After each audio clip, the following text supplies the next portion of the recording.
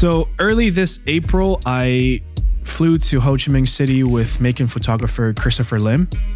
We were actually doing some recording for the upcoming Sounds of Saigon project. And this time I'll actually be collaborating with another producer named Dan Huynh, better known as Demon Slayer.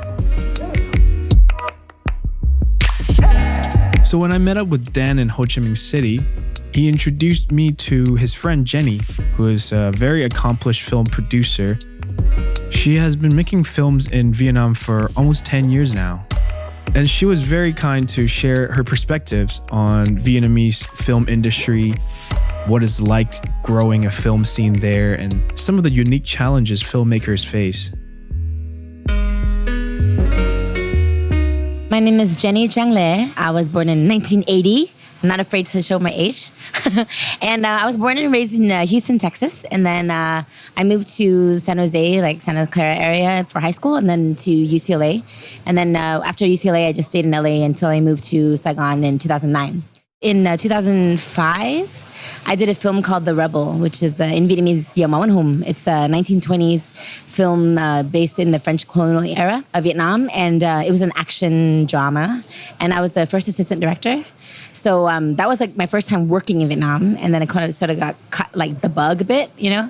And then when I went back to America, I was really lucky that there was a lot of co-productions at the time in film. And so I would go back and forth just working, because I was bilingual and I had worked both in Vietnam and the US.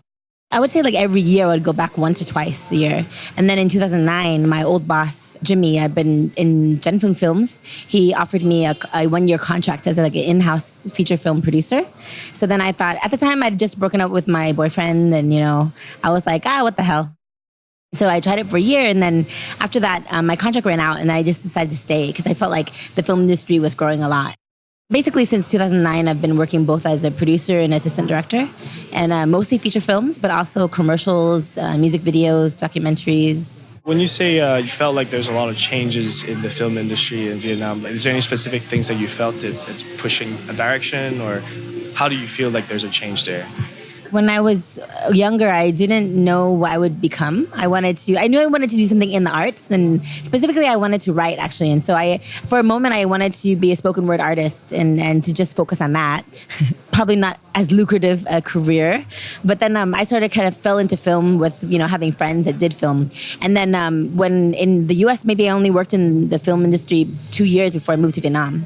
So for me, I feel like I was growing in the film industry as Vietnam was growing. So before 75, the film industry in Vietnam was really thriving. But after the war, it fell off for quite a while. And then I would say maybe in the 2000s, it started to kind of pick up a bit.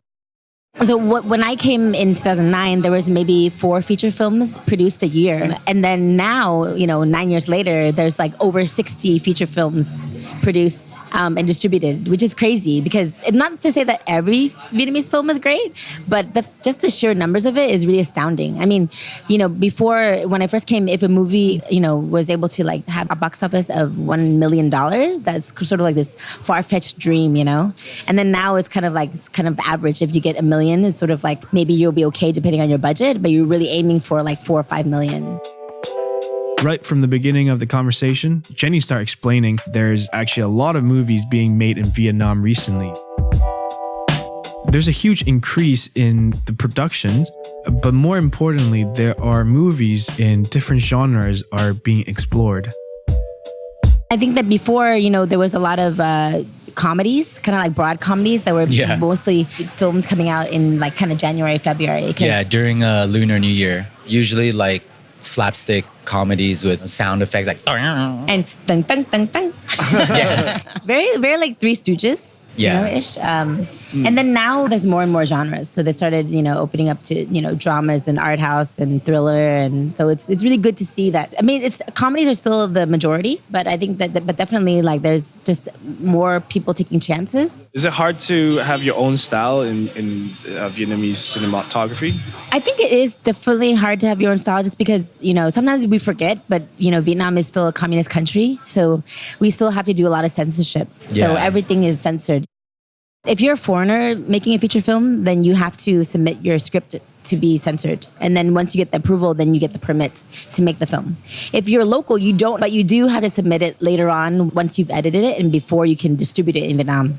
So in a way, it's actually better to get it censored during the script stage. It's just costly. So, that's annoying. But there's just kind of, you have to find ways around it. Can you talk a little bit about the film that there was this film called Budaya Chalang? Yeah, Budaya Chalang, which is it was like action-packed, kind of like maybe a little bit mafia gangster related in the story, right? And then and from the non-production side, like from like the audience, everyone was like really hyped for it to come out, like because I think I'm not sure if there's trailers, but somehow there was, right? Yeah, somehow everyone was like really excited for it, and then in the end it didn't come out. It got censored, and I think it was like 80% done in post or something. It was 100% done. 100% done. It was like we lost like $800,000 on that project. God, I know, painful. It looks so dope too. So it was so like dope. So the background is that so Janfeng Films, it was established, I want to say 2003, I don't remember, but basically the company is very known for the action films. So The Rebel was an action film, and then there was Clash, which is the first film that I produced in Vietnam, and then Budaya Chalang, or I don't remember what we decided the English title, but it literally means like the dust of Chinatown. Or Chinatown dust of China. It sounds something like that. It doesn't sound as hardcore. It doesn't sound as gangster. It doesn't sound as gangster, but it was. So it was a film directed by Charlie Nguyen. Yeah. And action directed by his brother Johnny Jingwin, and also starring him as well. So basically, the premise was one night in Chinatown where all this, all this shit hits the roof, and it starts off kind of like a love story. A guy sort of taking the gang leader's girlfriend, and then creating basically this gang war, right? It's kind of Troy-esque, but like in Chinatown, like at the middle of the night. So basically this shoot was really crazy because I think we shot for like 8 weeks, and because it's all nighttime. So basically the crew was like a vampire, like we started at like 3-4 p.m. and then end at 6 a.m. like every day. So harsh. Really crazy. And it was super, super violent, very action-packed. Yeah, it looks so awesome. And then the thing is, when we were doing the film, there was a concern that there were no presence of police in the movie. And then our director was like, I don't have time to like have these cop characters. And so we're like, we'll figure it out. So we just decided to do it with no cops. And basically, of course, once we finished the film and then edited it and then we submitted it to censorship, they were like, how come there's all this fighting happening and the cops never came? Oh, so that was the reason why.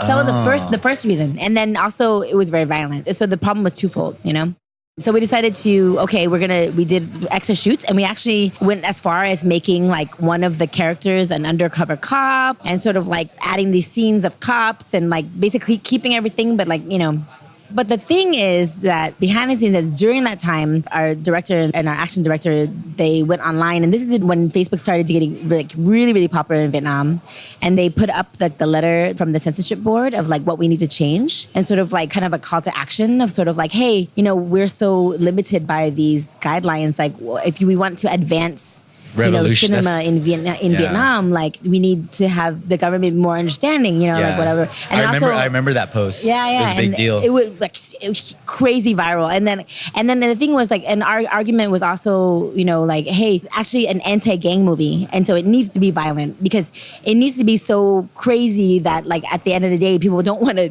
join gangs. If nothing really happens, then it's kind of like, okay, well, maybe gangs are not so bad. So that was kind of the argument, we're going for. But the problem is that once they became public with it, because everything's very behind closed doors, you lobby for your film, you try to push the envelope. It's not like black and white, but it's very much negotiating and different ways of bargaining. But because the letter was put on Facebook and then immediately went viral, and then everyone took sides, and then the journalists got in on it, and all the bloggers, and everybody was like sharing it and forwarding it and writing articles, and there was like newspaper, and then there was a lot of pressure on the censorship board, which essentially is the government, which essentially is the party. Then it became this thing where it was like, oh my God, like on the producer side, because I was the co-producer of the project, we were like, oh my God, this is too much. Like we're not gonna get our film passed. I knew at that point that I had a feeling that it wasn't gonna get passed because Because at that point, it was kind of like the point of no return, where if our film got passed, then basically it's as if the party was wrong. Yeah. And you know what I mean? Yeah. We at that point we had basically became a martyr. Yeah. You know, like, so they had to stick to the guns, and they had to keep like, okay, this film is not getting passed. So even though we got to a point where we actually put in the cop scenes, we cut a lot of the action. We made it like, it was almost to the point of like they would start the fight and then cut to everyone's dead. You know, Yeah. it would Oh, so man. yeah. A lot of it was and where it was so like tame compared to like an action film, and it was still like, no, because, you know, when the adults lose face, what are you gonna do? So that basically is it was a big lesson. It's like, how far do you push? You know, I think that it's hard because coming from America, you know, it's kind of like when we have an injustice, it's like, okay, let's do, you know, protests and like let's lobby and let's like strikes, and it doesn't work so much here. That's not quite the way. There's kind of like, you got to do a little more finessing. Yeah, you got to finesse it more. Yeah, it was 100% done, like literally like ready to go. Wow. At this point, I learned that it's very common for a release date to be pushed back, but when a film gets straight up canceled, it's devastating, obviously, but to add insult to the injury, their film end up getting released, but just not in the form that Jenni and her crew wanted that film to be presented. Someone leaked an unfinished version of the film, uncolored. The you know, the wire removal wasn't all done. Like it was picture lock, but it was like, you know, not, the sound wasn't done, and so a lot of people watched it. So it kind of became sort of like, oh, well, that's crap. And we definitely didn't want to do that. I mean, if people were like, oh, you guys leaked it, I was like, no, dude. If we leaked it, we would have leaked like the full version. Yeah, if the we perfect version. Yeah, you know, like, it's right. like, it was like really annoying to watch. I actually didn't even watch that version because I didn't want to see that. You know, 'cause it's like, you didn't that's want to get frustrated. yeah, and then so it's still there, but like there was been talk of like, okay, it's been a while now. I think it's been like 6 years, maybe, or 5 years. I don't know. Probably like 5. Maybe 5 years. So there was talk of like resubmitting it because now it's kind of a different time, and you know, and a lot of people still like, there's some straggler hardcore fans, but then at the same time we're kind of like, okay, a lot of people saw it. We don't know. I don't know. We haven't really thought about like, should we reopen it? But definitely since then, the company has not made another action film just because it was so heartbroken. It's interesting to hear from Jenni about censorship in Vietnam, since, you know, Hong Kong is fortunate enough to be free of government censorship, but we do hear about our collaborators and friends in China getting affected by heavy censorship. Same with China. Vietnam is also a communist country. There's a series of censorship laws and rules that protect the image of the ruling Communist Party. These include things like Ho Chi Minh, the famous leader and chairman of Communist Party, cannot be shown in films, even pictures of him. This actually goes as far as Vietnamese flags too. But it doesn't just stop here. Censorship can actually stop the entire film genres from developing in Vietnam. For censorship, like one thing is like ghosts are not allowed in Vietnamese cinema because ghosts don't exist. One thing is that you always have to make it a dream, or like somebody was crazy and they imagined it. If it's an independent foreign horror film, is fine. But there was a film that was released 2 years ago called The Housemaid, Go Ho Gai, and the ghost in the film ended up, there was a fake ghost, but there also were scenes where it was a real ghost. But they let it go. So people were just like, oh my God, like everyone, you know, within the film industry, everyone was like, what the, like you totally got away with having a real ghost. Like, how did that happen?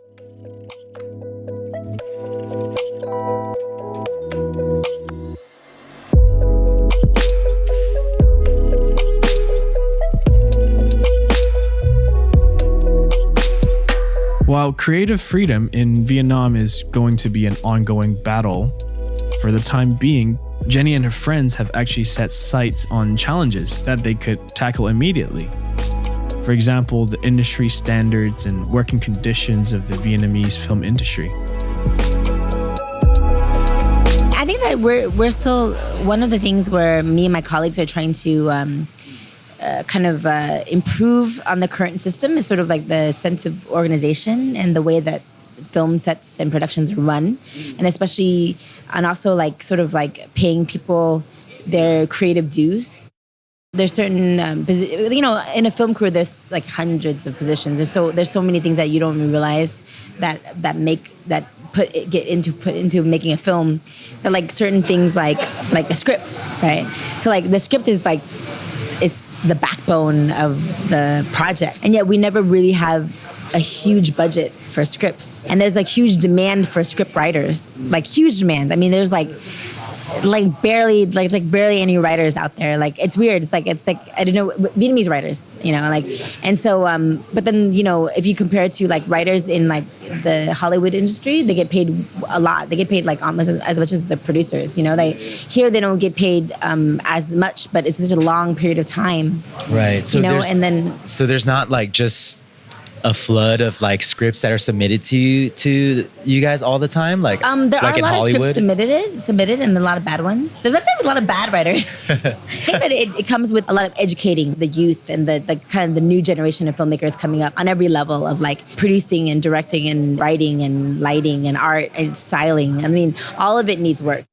Everybody wants to be a director. I know that saying is in America, but in Vietnam, it's like I feel like it's even more. Yeah. Are they not aware of what goes in and like the history? Like, I meet a lot of people that are like, I want to be actor, actress, but it's not like a very deep awareness and knowledge of what came before, what was in the history, like just the overall process. And I get it's the same with like being a DJ or producer or street artist or something. I think they just see maybe the surface level stuff, or maybe the rewards, and not, like you said, like not knowing about all the steps that it takes. Because to be a great director, you got to know how to do everything, right? You got to know like at least a little bit. Like at least know the process, right? Yeah, and I think that, but at the same time, it's not all their fault either, because there's very limited access to education in terms of like improper training.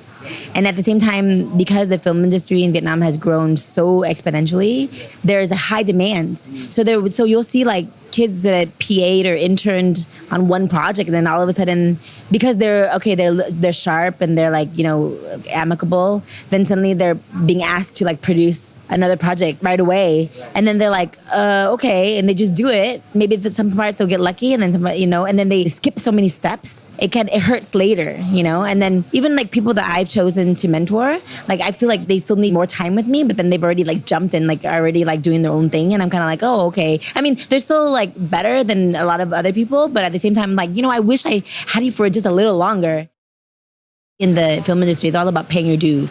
So you do so much work like free, and you do so much work as an assistant for like years, and then you slowly kind of make your way, But in Vietnam, the demand is so high. It's like they're just kind of like, well, we don't have anyone else. And when I ask about it, I can't even really recommend anyone else. And it's kind of like, well, there really isn't. It's like I'm busy, and then they're busy, and I don't have more people. So it's this weird thing where the filmmakers that will really like progress will be the ones that just naturally have like a thirst for knowledge and are more humble about it, feeling like, okay, I still want to learn. Like even for me, like I guess, some people would say that I'm at the top of my game here, but at the same time, I feel like I still have so much to learn.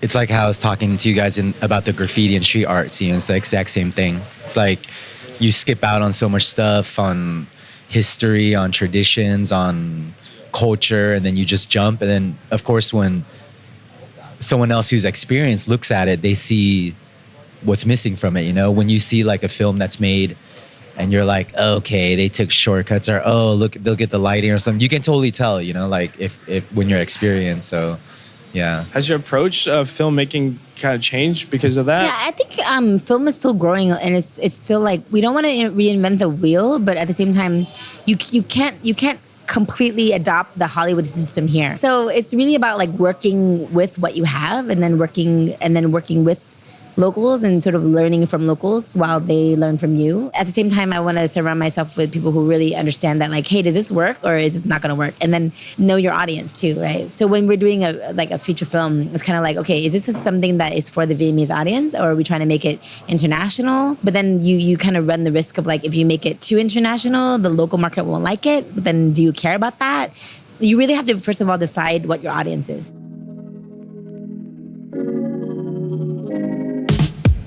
As someone that's coming from a mixed background who also knows both audiences, I could see that Jenni was in a very unique position to make this kind of films that would bridge different markets. But this is, of course, would depend on if those markets were ready. I feel like the in-between, they're not quite sure what to make of it yet.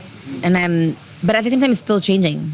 Like even now, sometimes I meet some of the younger kids who are like, now in their 20s, and it surprises me like what they're into and what they're interested in. And like even when I went to that experimental music thing the other day, actually it was a lot of like, I would say maybe half locals and half expat, which I feel like it would be just an expat thing. Probably 5 years ago would have been, but like now, like I see it in every industry, I guess, like fashion, music, and art. Like the amount of locals is like raising up, and I think that's probably because Vietnam finally has fast internet, so like everyone's like now knows what the standard is. Vietnamese are getting more affluent, like those Ferraris that you see hanging around, those were locals owned. That's not the expat owned, So I think for me as a Vietnamese American, and also for Dan, we're both Vietnamese Americans, so we're in a very unique position where we grew up over there, but we are Vietnamese. So we're kind of like that middle bridge, not to be cliche, but very much like enjoying both, and then at the same time trying to figure out both. Where if you make a product, I wouldn't want only expats to like it. Yeah.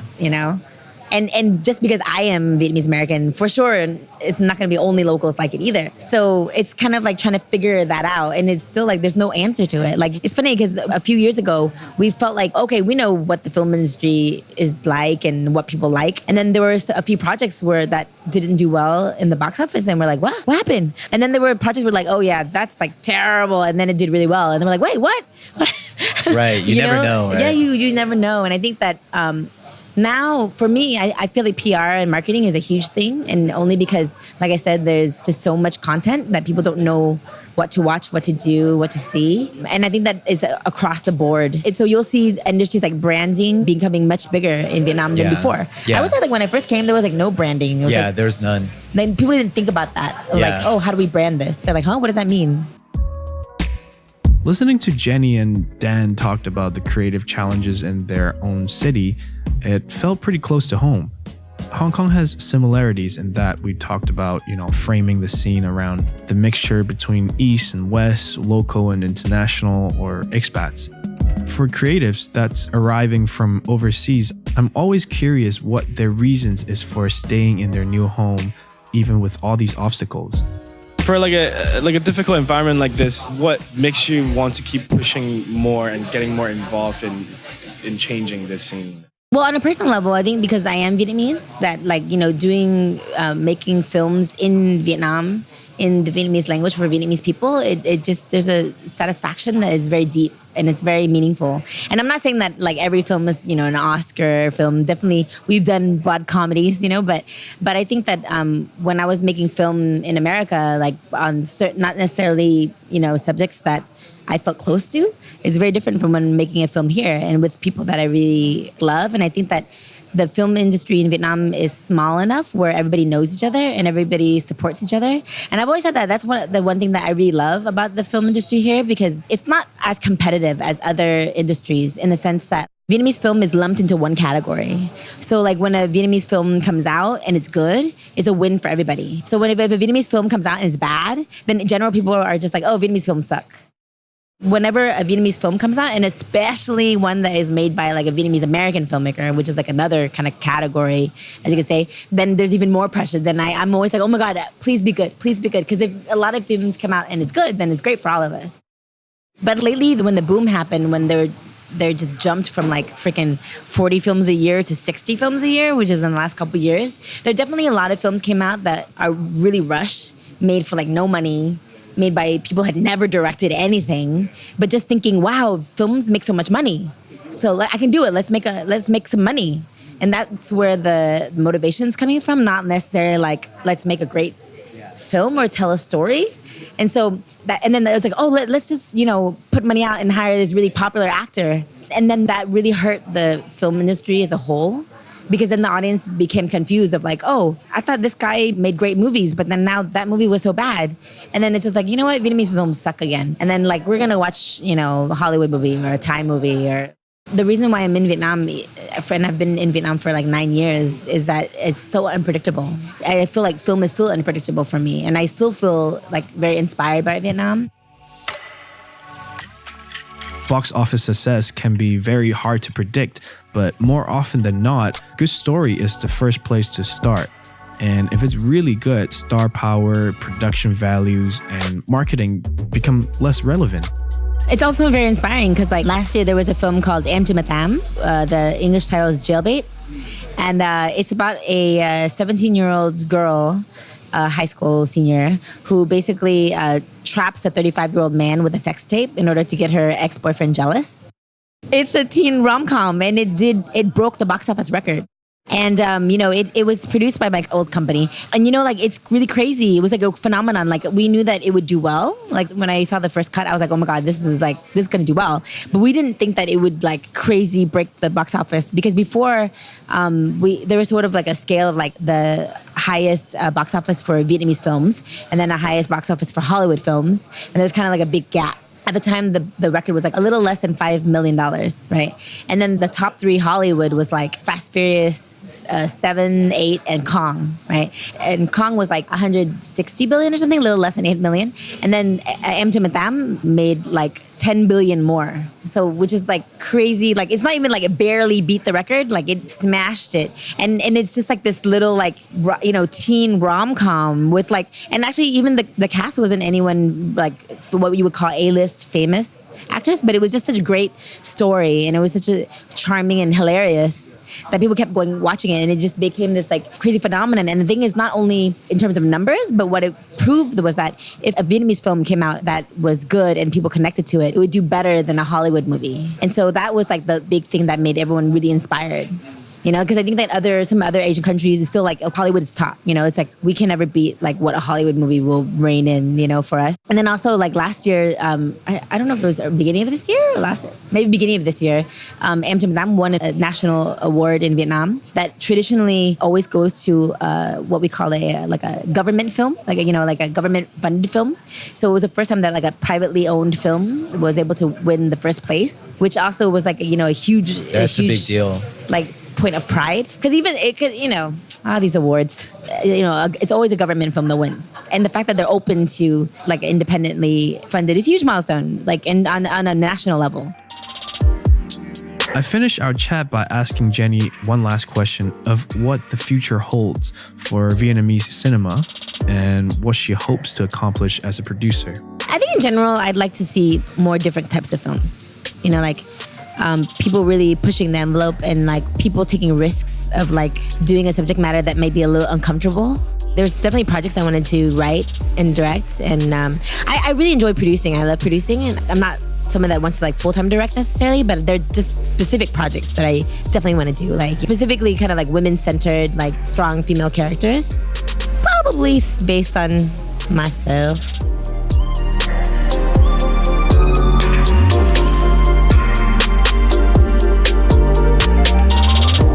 Thanks for listening. If you would like to get the full MAEKAN experience, head over to maekan.com, maekan.com. Over there, you will find photos and a few of Jenni's recommended Vietnamese movies, as well as transcript of this recording. The audio production for this story was done by myself, and the photos were shot and edited by Christopher Lim, and the script by Nate Khan.